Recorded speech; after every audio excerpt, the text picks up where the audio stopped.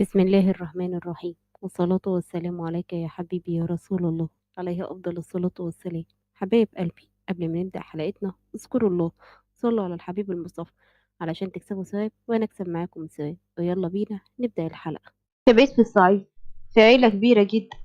كان واقف شاب باين عليه إنه من الصعيد، بس شاف عوايد تانية وعادات تانية وعاوز ينفذها.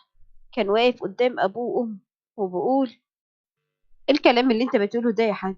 بقى عايزني أنا الدكتور فهد هتجوز إسراء؟ إسراء يا حاج؟ طب بالله عليك ترضاها لي؟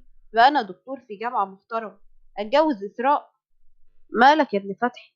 من ساعة ما دخلت ما هنش عليك تطلع تغير الهدوم دي وتلبس هدومك وهدوم ناسك وكمان لغتك. ايه، نسيت اصلك؟ ومالها بنت اخوه؟ اسراء مالها؟ يعيبها ايه؟